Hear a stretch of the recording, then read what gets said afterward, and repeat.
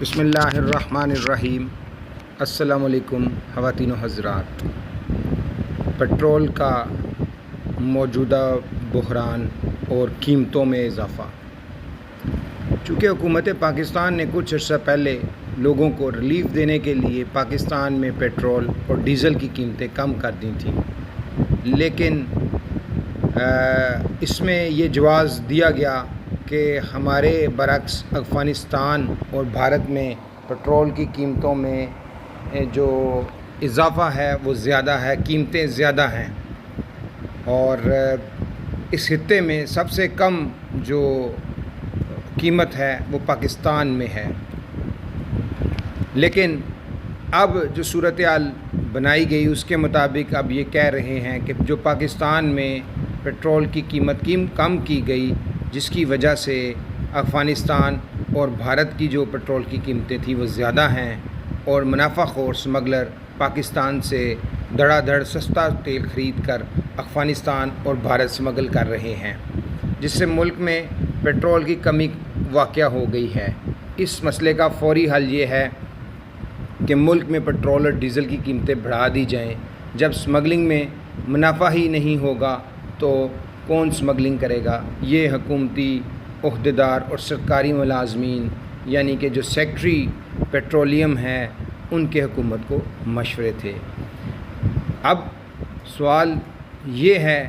کہ یہ جو پاکستان میں درجن بھر ایجنسیاں اسمگلنگ کی روک تھام کے لیے ہیں، custom, rangers, F C, militia, levies اور ایف آئی اے وغیرہ، یہ سب کیا کر رہے ہیں؟ کیا ان سب کو فارغ کر دینا چاہیے؟ اگر یہ اسمگلنگ روک نہیں سکتے تو پھر ان کا کوئی جواز نہیں۔ اس سے بہتر یہ ہے کہ اسمگلنگ روکنے کا بہترین طریقہ پھر یہی ہے کہ قیمتیں بڑھا دی جائیں، اور اس میں جتنے بھی چیزیں جو اسمگلنگ ہوتی ہیں، جس میں گندم ہے، چاول ہے، کھاد ہے، کپڑا، چینی، سب کی قیمتیں دگنی چگنی کر دیں تاکہ اسمگلنگ خود بخود رک جائے اور مال بھی ملک میں رہے گا۔ ایسی منطق اور ایسی دلیل کسی بلا کی جاہلیت کی آئینہ دار ہے، لیکن اس کے ماننے والوں کی نااہلی کا بھی جواب نہیں۔ یہی اس پیٹرول کے بحران کی اصل وجہ ہے۔ عمران خان جو ایک خود پسند اور ایک کرشماتی شخصیت کے اقتدار میں آنے سے پہلے پاکستان کا ہر باشعور شخص یہ خیال کرتا تھا کہ کرپشن اور بددیانتی نے پاکستانی معیشت اور معاشرت کو دیمک کی طرح چاٹ کر کھوکھلا کر دیا ہے، اور اگر کچھ دیر اور ایسا ہی رہا تو یہ عمارت ایک دن اچانک دھڑام سے نیچے گر جائے گی۔ لیکن عمران خان کی 2 سالہ حکومت نے یہ راز بھی آشکار کر دیا ہے کہ نالائکی، نااہلی جو ہے وہ زیادہ خطرناک ہے کرپشن اور بددیانتی سے۔ اس کی مثال ایسے ہی ہے جیسے آپ کسی بھی چینی کے برتن کو اوپر سے پھینک کر نیچے کرچی کرچی کر دیں۔ کرشماتی لیڈر کی جہالت اور نااہلی اس لیے بھی خطرناک ہوتی ہے کہ وہ اپنی جہالت کو علم اور اپنی نااہلی کو مہارت سمجھتا ہے۔ دنیا بھر میں پیٹرولیم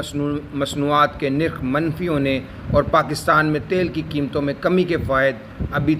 ابھی عوام تک منتقل ہی نہیں ہوئے تھے کہ اچانک پیٹرول کی قیمتوں میں ملک کی تاریخ کا سب سے بڑا ریکارڈ 33% اضافہ کر دیا، جس نے ملک میں جو پہلے ہی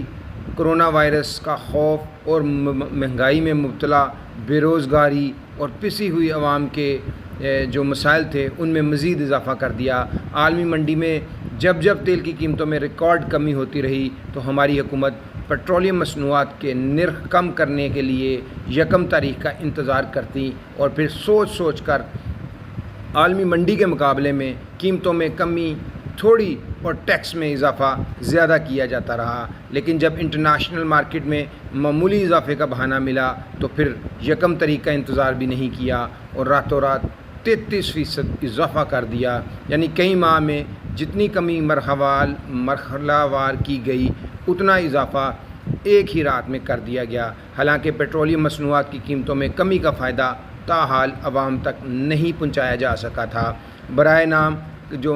ٹرانسپورٹ کے کرائے نامے ہیں ان میں کمی کا شوشہ تو چھوڑا گیا، لیکن اس پر عمل درآمد ہی نہیں ہوا، اور نہ ہی تیل سستا ہونے سے ملک کی مہنگائی کی شرح کم ہوئی کہ اچانک انہوں نے ایک دفعہ پھر ہوش ربا اضافہ کر دیا، جس کے بعد ٹرانسپورٹروں نے از خود ہی کرائے فوری طور پر بڑھا دیے اور عام مارکیٹ میں بھی مہنگائی کی ایک نئی لہر آئے گی، جس کی ذمہ داری بہرحال موجودہ حکومت پر ہی عائد ہوگی، جس نے اتنی عجلت میں عوام پر پٹرول کا بم گرا دیا۔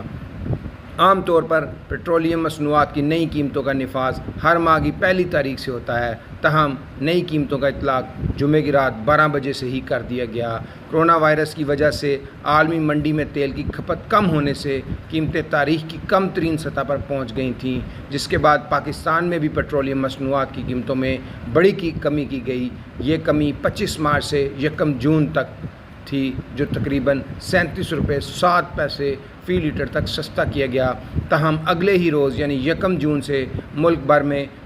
پیٹرول کا مصنوعی بحران پیدا کر دیا، جس سے مارکیٹ میں تیل کی شدید قلت پیدا ہو گئی۔ اوگرا نے پیٹرول کی قلت پر 6 آئل مارکیٹنگ کمپنیز کو شو کاز نوٹس جاری کیا تھا، جبکہ پیٹرول ذخیرہ کرنے کی شکایت پر ملک بھر میں آئل ڈپوز پر چھاپے بھی مارے گئے، تاہم پیٹرول کی فراہمی کو یقینی بنانے کے لیے کوئی خاطر خواہ کامیابی نہیں کی جا سکی۔ پاکستانی عوام کی موجودہ معاشی حالت اور زمینی حقائق کو سامنے رکھا جائے تو پیٹرول کی قیمتوں میں اضافے کے لیے وقت بالکل موزوں نہیں تھا۔ جب قیمت کم ہوئی تھی تو مافیا نے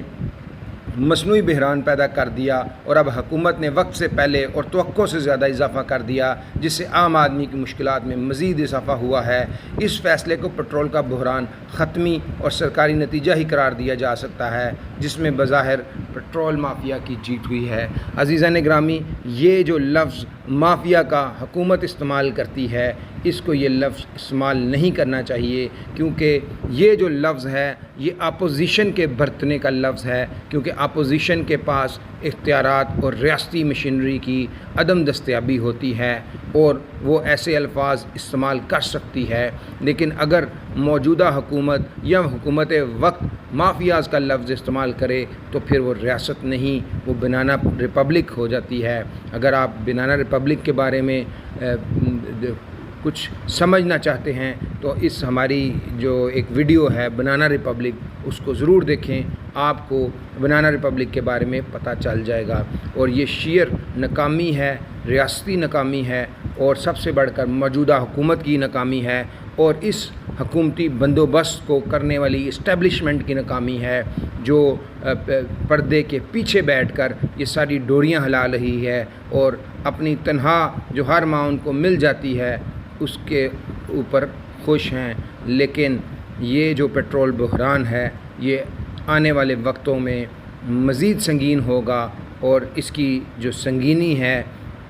بظاہر یہی لگتا ہے کہ موجودہ حکومت کی جو چولیں ہیں اس بحران نے ہلا چھوڑنی ہیں اور ان کی پارٹی اوور ہو جانی ہے۔ Thank you very much. السلام علیکم۔